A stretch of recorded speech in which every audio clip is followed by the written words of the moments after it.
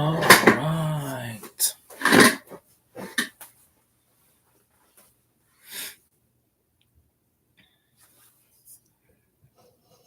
Set up a little bit. Okay, I think that's good. Play some music.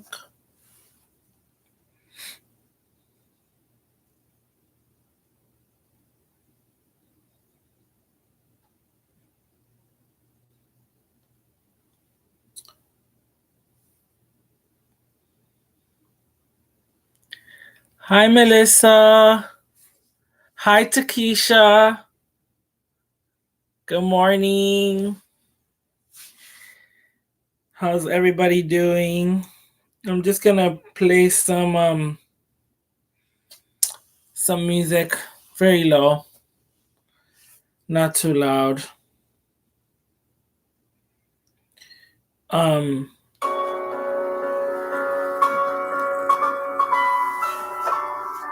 I love Peter Gundry. He's amazing. If you don't know about Peter Gundry, check him out on YouTube. He's a composer, and he has this very dark, gothic music, vampiric theme going on.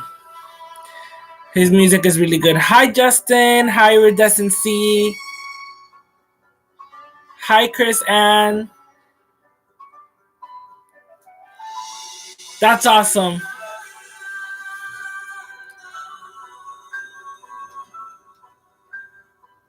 I'm going to lower the music a little bit. All right, guys. So I decided to, on my last video, for my 3-card draw of the Tarot of Vampires, I touched base a little bit on the Death card. And so I wanted to come on and finish talking about the Death card because the information in the book for Death is a lot of information. This is all the Death card. Check this out. All of this, all of this. So you get 5 pages of information on the Death card alone. And of course, this wouldn't be a vampire deck without a Death card. And the theme of death and rebirth is very important in this deck.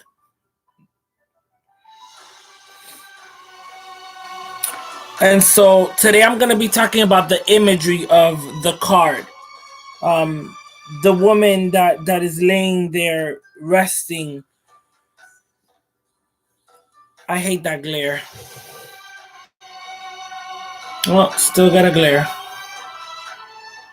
There we go. But it's a beautiful card.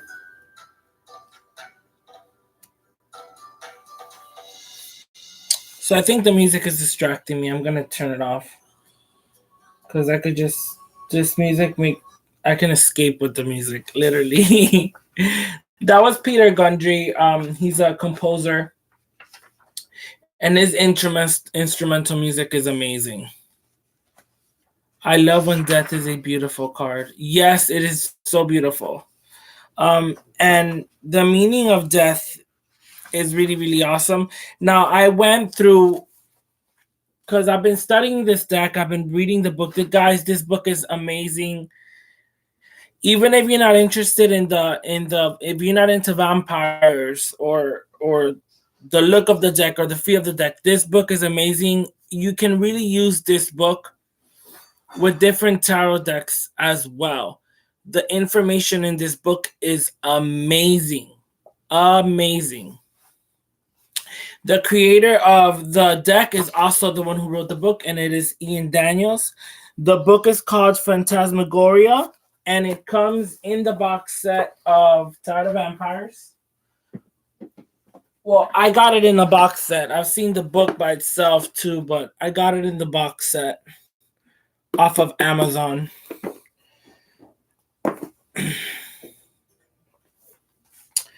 And I edge mines in red again. I've showed this already in a previous video. Just wanted to show you guys real quick. Now on Tuesday, I'm going to go over the 3 cards that I pulled in the last video, which were Justice, which is one of my cards. It represents the sign of Libra, and I'm a Libra. The 3 of Skulls, which is the 3 of Pentacles. This card is very, very interesting. And I already started studying about the cards and highlighting and all that stuff. And the Ace of Scepters, which is the Wands. The wands in the deck are called scepters. And I'm very, very, very, very excited to go over that. For those of you that are with me in Mama Squirrel's group, you guys know that we're going over the Sun card. This is the Sun of the Tarot of Vampires. This is the Sun card from the deck. And I love this Sun card. I love this Sun card. All right, going on to Death. The book is the bomb. Everyone should own that. Yes, the book is so awesome. It's an amazing book. But don't get me wrong, the deck I love. The deck is just as amazing as the book. To be honest, I'm a fan of dark art. I'm a fan of darker decks. I love the Deviant Moon. I also have in pre-order the Patrick Valenza Abandoned Oracle, which should be coming home to us soon because it fell behind on the printing in Hong Kong or something like that. But we just got an update today or yesterday. I think it was this morning that it's back on track, so we should be getting that soon. I'm excited for that too. So I love dark decks. If I didn't know where to start, and let's say you were shopping for something to use for the darker half of the year, Samhain, the Dark Mansion is awesome. The Santa Muerte Tarot is awesome. If you're more into like werewolves and vampires, the mythology in this deck is really awesome because it incorporates serpents. I think serpents are in the cups. It's and I'll show you guys real quick. I'm sorry I'm like going away from the death card, but I just want to show you guys how like in-depth this deck really is. And the representation of the deck is awesome. So you have each suit has a specific animal that is associated with that suit as well. For example, if you look at the Fool card, at the bottom of the Fool card, hi, Steven. So the glare won't let you see that much, but at the bottom of the Fool card, you have these 4 symbols. They're almost like crests. And that glare. Oh, I really wish this lighting would let me, but you guys, you see those faces? They're crests. So they're a particular animal. There you can probably see it better. Each of that represents each suit in the deck. So this red one is the panther. This is the snake. The yellow one. What's the yellow one? I forgot what that one was. Is that the knives? Da-da-da-da. I think that is the knives. Hold on, because then we have the wolf. Okay, so the scepters is the panther. The cups is the serpent. The skulls are the werewolves, which are the pentacles. What am I missing? The Wait, I have scepters, skulls, spears, knives. I'm missing knives.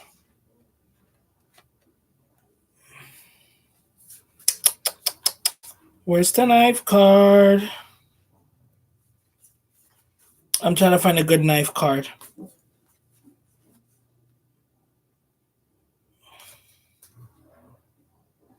It's not the knives. Where are the knives when you need them?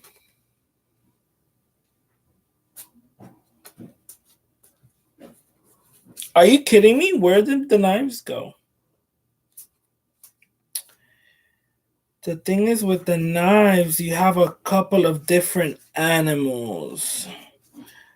The knives have, I'm going to say crows. I'm going to say it's a crow.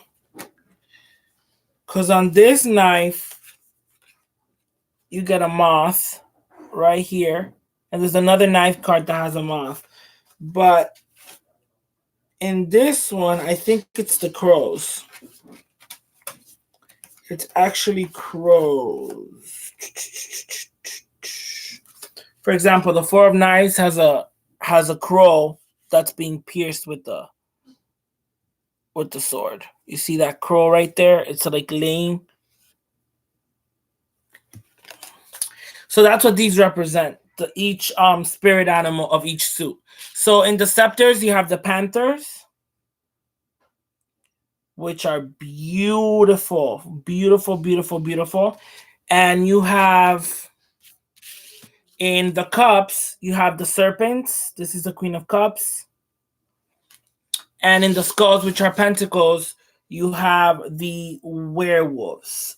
This is not gonna, there you go. The werewolves. I just wanted to show you guys that real quick. All right, I'm ready for the death card. 12 minutes later. Yes, crow or raven. Yes, I think so, Steven. The deck and the book are great. I only have 2 decks, but I'm working on more. That's awesome.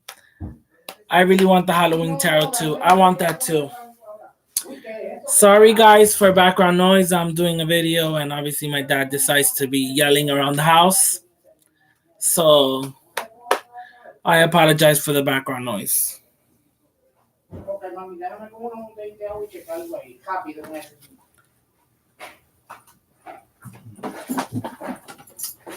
want to go back to guess what's up. Go. All right, guys. So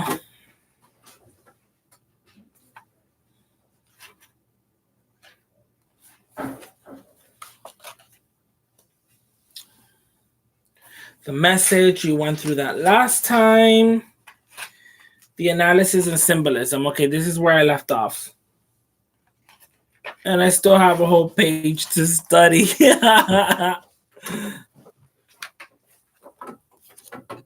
So I think what I'm going to do is go over what I already went through in the last video where I touched base on the death card, because I want the death card to have a video of its own.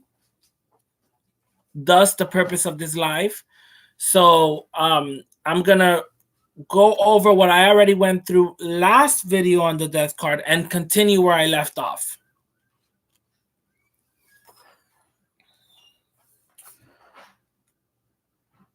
All right. It belongs to Scorpio in the zodiac trump, ruled by Mars, Pluto exalted. The essence, it represents transformation, conclusions, change, rebirth. Now my mom decides to vacuum. Give me 1 second, guys.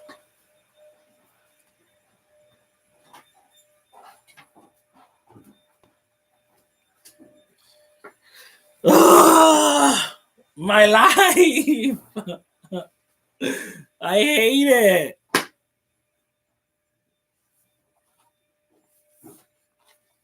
All right, guys. Transformation, conclusions, change, rebirth, hibernation, resurrection.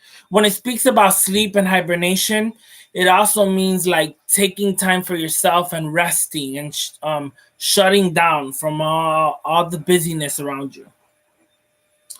A parting or separation, growth and decay. It can also represent astral traveling or sorcery, past lives, spiritual growth, and evolution. The death card is seldom an indication of physical death, but rather a logical development of existing conditions. It is really no more a symbol of physical death than any other major arcana card, as the essences in the card can appear in any situation. For example, the passing of a loved one could just as readily be expressed by the sun as happy memories, or temperance as dissolution and reunification. Indeed, the feeling experienced from the loss could be represented in each of the cards. The death relates to conclusions and transformation.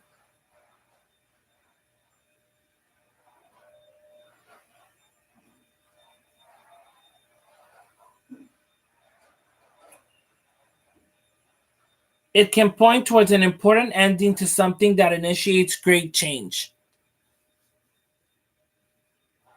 Hi, Tanj. Thank you.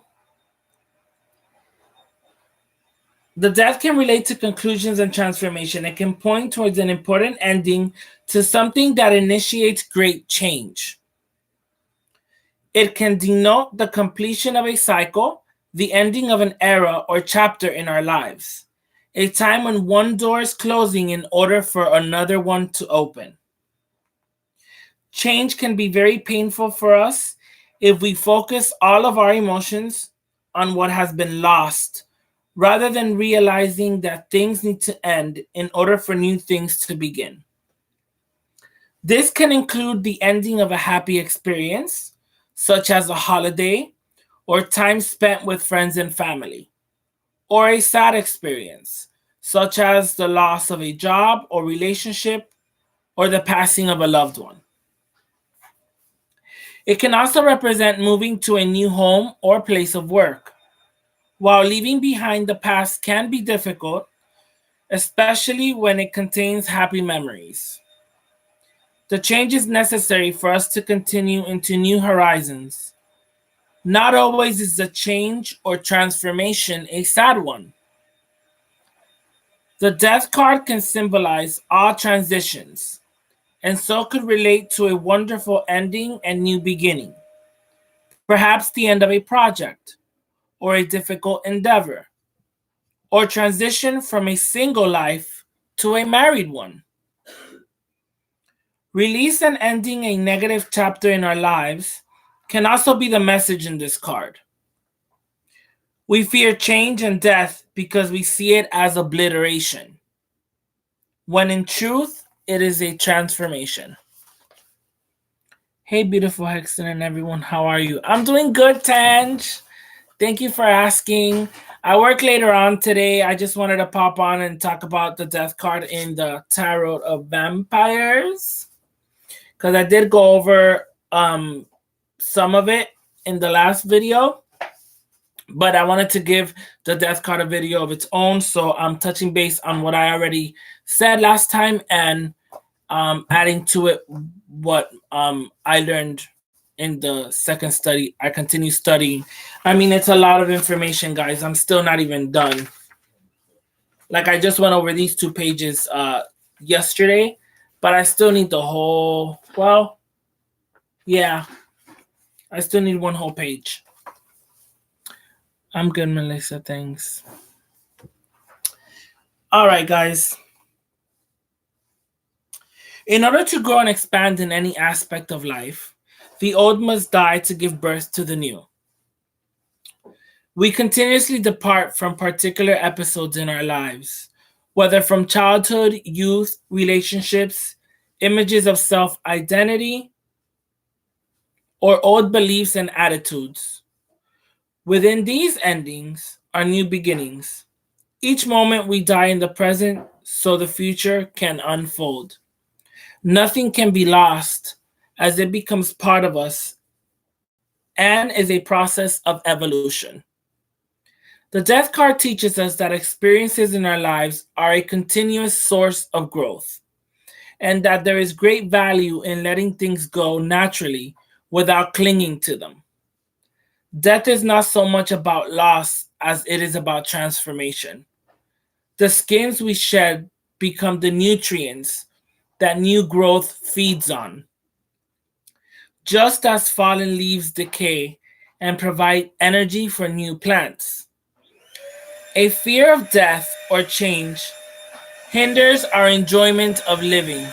Of course, she would vacuum right by my room right now when I'm live.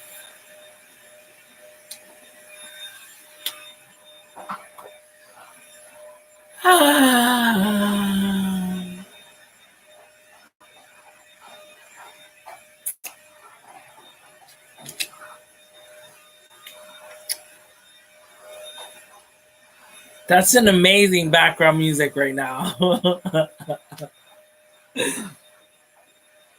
right, guys. I guess I have to go even louder now.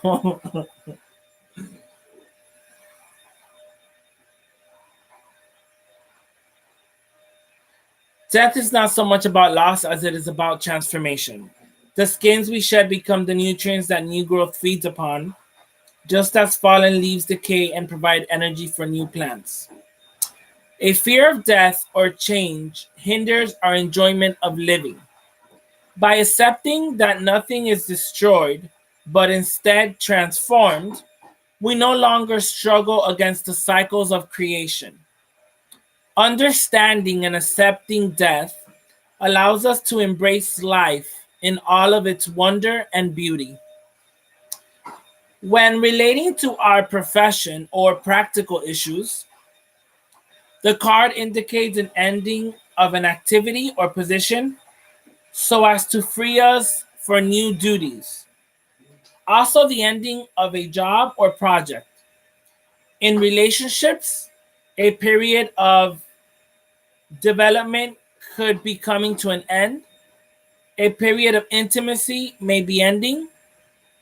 For example, if a new child is on the way and our duties and devotions are transferred, perhaps a time of separation or the ending of a relationship is foretold.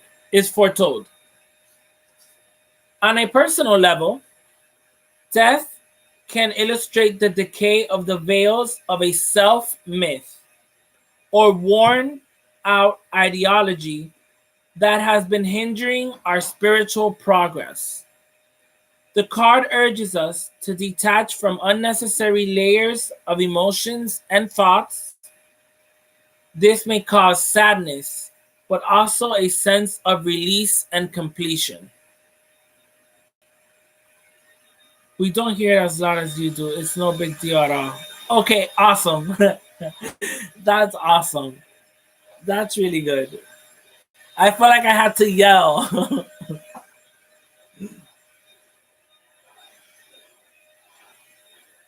Now, the analysis and symbolism is really good. This part is really, really good. It talks about the imagery in the card from the lady to the snake.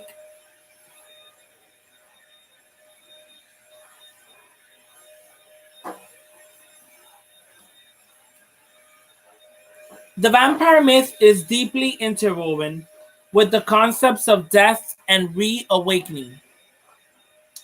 The image presented here, the image presented here is a vampiress in a deep, deathly slumber, her body in a state of hibernation and trance-like coma. Her body is dead, but deep within her, black blood stirs and ferments. Her silent soul is in a process of putrefaction. No, putrefaction.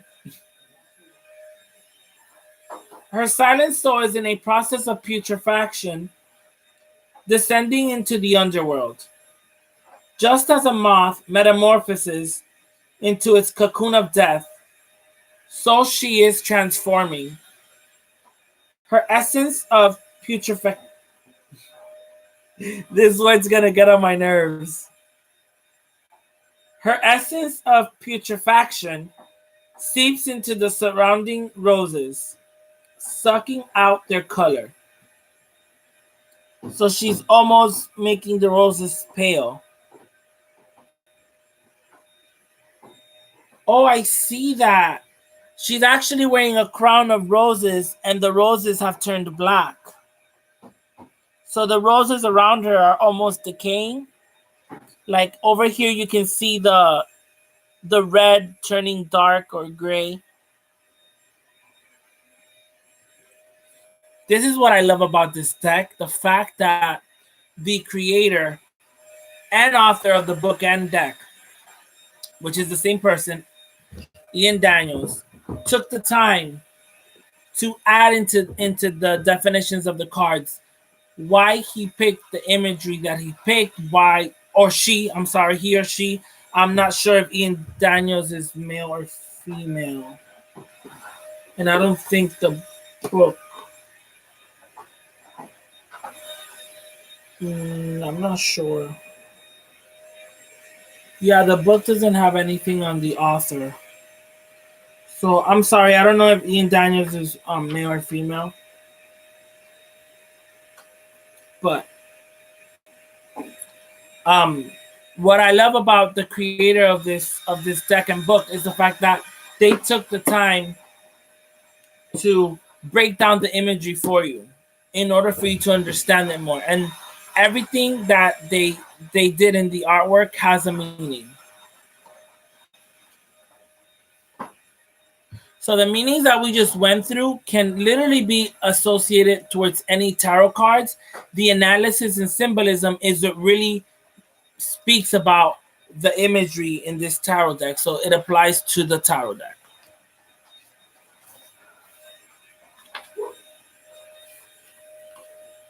Oh, I lost my place. All right, sorry. Her essence of putrefaction seeps into the surrounding roses, sucking out their color. From the opposite viewpoint, she is sucking the energy of the blooms to regenerate herself. The old blood seeps from her eyes, forced out by the fresh blood of her last victim transfusing within her. Her black heart jewel is a symbol of love and death, the nature of love as an act of death to self. The serpent represents the rhythm of decay and becoming as it slithers from the tomb to taste the scent of the roses, rebirth. The card is ruled by Scorpio, the equilibrium of the water signs.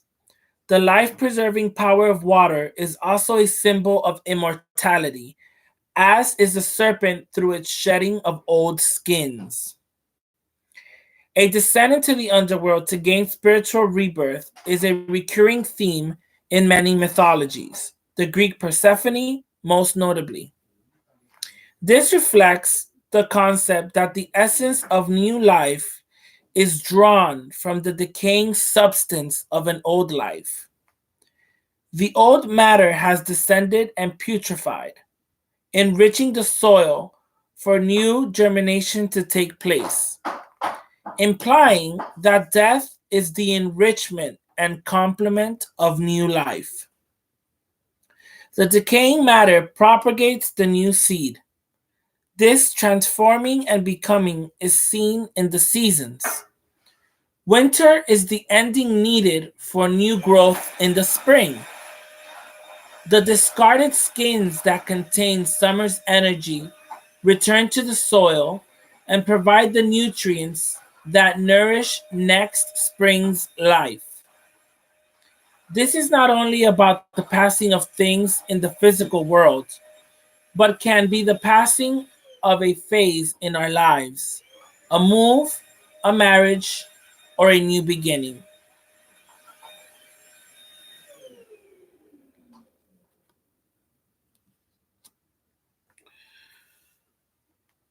The vampirist wears a crown with black thorns.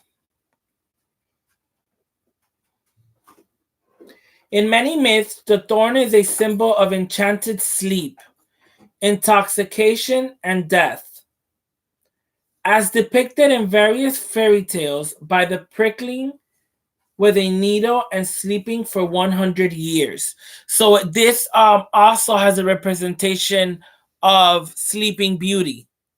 That's kind of cool. A symbol of enchanted sleep, intoxication, and death, as depicted in various fairy tales by the pricking with a needle and sleeping for 100 years. The blackthorn tree is also related to a sharp, penetrating type of healing, a sharp clarity, like antiseptic, and the sharp scent of pine needles. The death card is about healing too, but putting to death old ways to make room for vitality. Death is not an eternal end, but a transition into a new condition or development. Life is eternal in its essence, if not in its form. It is necessary to release your breath so that you are free to take another. In this sense, we are freeing our breath, not losing it, but gaining the next breath. If we were to hold on to our breath, we would suffocate. This concept can be applied to holding on to past hurt or rejection, or to the ultimate transformation of physical death, a release from our earthly journey, all our disquiet made peaceful, our joy made sacred, our questing and achievements expanded into the tranquil bliss of the everlasting. Resting in the mystery, beauty, and glory of the divine, unencumbered and free, towards unimagined horizons. And then it goes to speak about the shadow. Oh my God. So that is the death card. Now, that is a lot of information, but I love the author's concept of death, all the different aspects of death that can come across your life. What death can mean depending in different areas and aspects of the path that you're on or in the moment that you're on in your life. It's really, really amazing. That's why I wanted to take the time and do a video on just the death card. It is very, very important. And the fact that death and rebirth is very important in the cycles of life and also in this deck as well. Now, that was also an example for you guys so you can know the detail work of this book. This book is amazing. That was a great explanation, right, Steven? It's awesome. I love it. Like each card that I've been researching on, that's why my book looks highlighted and underlined and scrabbled. Like I'm going in-depth study, and also I look at the card like as I'm reading, I pull the card and I look at it, and I also interpret from my own, and everything just everything is there, from the Scorpio sign to the imagery of the roses dying, losing their color, her blood coming out, her old blood seeping down through her eyes, the serpent. I mean, this is a very awesome deck. And I love tarot decks like this because some decks don't come with really great books, and some do. I'm not going to tell you that all of the books that come with decks suck. No, because there's an author behind that book and they work really hard.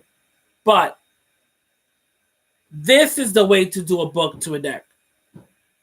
You have your meaning that you can use towards tarot in general, which is the tarot meaning of the card.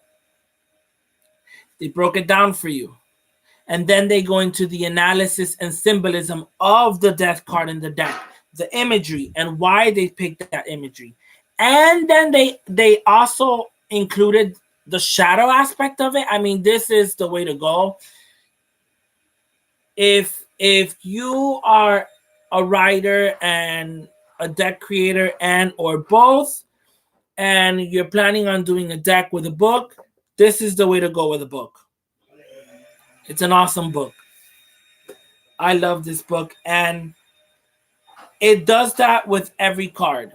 Some cards get more information than others, but even the King of Swords, when I went over the King of Swords, you still get 2 full pages and a half. Well, 2 full pages and a quarter of the King of Swords. So, which is the Lord of Knives. So you get a lot of information, even if it's a minor arcana card. Because I know some books as well, they touch the major arcana and they go full detail and with the major arcana. And then for the minors, you only get like keywords. No, this book still gives you information on the minors.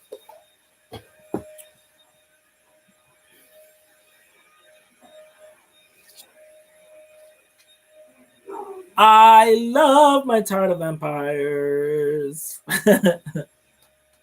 I'm so proud with how the way it came out with the red edging. Oh, and it doesn't transfer that much to my fingers anymore. If I would have used a red, like the Sharpie brand. So if you have this deck and you are thinking about edging it, the red Sharpie brand I don't like because it stains, and the Sharpie permanent marker sometimes has like it's too wet, it's too moist, so it seeps too much ink.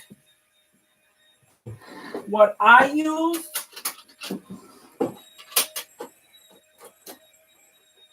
I bought a pack of permanent markers from the Dollar Tree, and it brings like 10 of them in different colors, and it's $1 for a pack. And I got 2 packs because I was almost done with the deck. I used the red one. I was almost done with the deck, but I was missing just the major arcana to edge, and I was running out of ink. So I went and bought a second pack of the same just for the red. So now I have like each color doubled, but I actually like this permanent markers. It worked really well to edge the deck. It dried up quickly, and I'm not getting any transfer onto my fingers. Like it didn't make my deck sticky. So just so you know, I got like I think it's like 8 or 10 markers for a whole $1. And a Sharpie is probably like $3 or something like that. And I've used Sharpie before, and I don't like it's kind of like too sticky sometimes. Like this one, I literally went around the rim of each card twice. Like I would go 1, 2, 1, 2, 1, 2, like while I'm going around it, like on the edge. And after that, they were okay. It just took 2 markers to do the entire deck, but it wasn't that bad. I basically got it for $2, and I got more colors that I can use for other decks if I get other decks or for whatever. I did the same, but I used an alcohol marker, so when they got wet, some of the faded to like an orangey color. Low. I should re-edge mine. Oh, you have it, Jack? Yeah, the alcohol markers. I noticed that they're too wet, so sometimes they can even eat off the cardboard or make the cardboard like damage it. I want to try ink pads because I watched Supportive Tarot use them really nicely. Yes, I want to try ink pads too. I really like how some of the decks look with the ink pad look on them, so I'll probably look into that.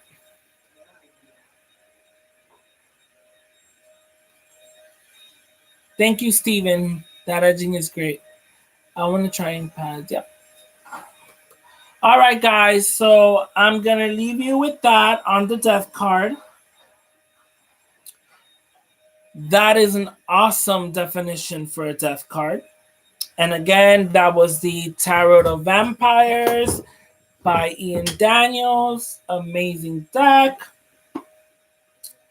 I will see you guys on Tuesday regarding the Tarot of Vampires for Tarot Tuesday. I might go live again. Maybe. Well, I'm not off the rest of the week. I'm not off till Tuesday, so. But if I can go live and squeeze it in, I'll go live. Maybe show you guys some of the Moon Power Tarot also. Thank you, Hexen. It was great. Thank you, Hexen. Thank you, Steven. Thank you, Jack. Thank you, Chris and Tanj. Thank you, guys. If you're not subscribed to my channel, please subscribe. If you enjoyed my content, press that like button, and I'll talk to you guys later. Have a great day. Bye.